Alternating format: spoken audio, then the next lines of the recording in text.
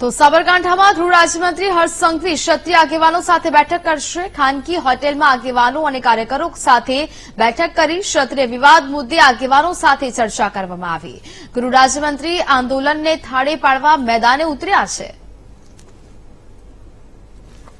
સંવાદદાતા સંદીપ ફોનલાઈન પર જોડાયા છે। સંદીપ, સાબરકાંઠામાં ગૃહ રાજ્યમંત્રી હર્ષ સંઘવી ક્ષત્રિય આગેવાનો સાથે બેઠક કરી, શું વિગતો?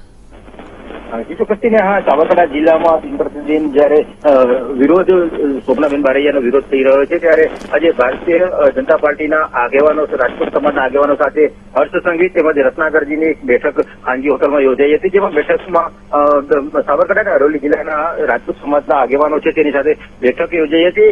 બેઠકમાં હાલ તો જે સૂત્રો જરા માહિતી મળી રહી છે કે બેઠક છે તે બેઠકમાં ક્યાંક ને ક્યાંક રાજપૂત સમાજના જે આગેવાનો છે તેનો વિરોધ થયો હોવાની ચર્ચા હાલ તો સામે આવી છે। અને આ મામલે જયારે મીડિયા દ્વારા હર્ષ સંઘવીને પૂછતા તેઓ પણ આ બાબતે મૌન સેવ્યું હતું। જયારે બળવંતસિંહ રાજપૂત જે સાબરકાંઠા જિલ્લાના પ્રભારી છે અને કેબિનેટ મંત્રી છે તેની સાથે પણ આ બાબતે પૂછતા તેને પણ મૌન સેવ્યું છે। ત્યારે ચોક્કસથી કહી શકાય કે હાલ તો સાબરકાંઠા જિલ્લામાં જે ભારતીય જનતા પાર્ટીના સોમનાબેન બારૈયા છે તેનો વિરોધ છે તે જોવા મળી રહ્યો છે અને રાજપૂત સમાજમાં ઠેર ઠેર જે વિરોધ થઈ રહ્યો છે જેને લઈને આજે શાંત પાડવા માટે જે ખાનગી હોટલમાં એક બેઠક કરવામાં આવી હતી ને બેઠકમાં જે પ્રમાણે હાલ તો માહિતી મળી છે તે પ્રમાણે રાજપૂત સમાજના આગેવાનો ક્યાંક ને ક્યાંક નારાજગી જોવા મળી રહી છે। ત્યારે બીજી તરફ આ મામલે આગામી સમયમાં હજુ પણ ભાજપના અને અન્ય નેતાઓ દ્વારા આગામી સમયમાં બેઠક યોજાય તેવા હાલ તો સૂત્રો દ્વારા માહિતી મળી રહી છે। આજની બેઠકમાં ક્યાંક ને ક્યાંક જે આગેવાનો છે તેમાં નારાજગી છે તે જોવા મળી રહી છે, જેને લઈને આવતા સમયમાં હવે રાજપૂત સમાજ સાથે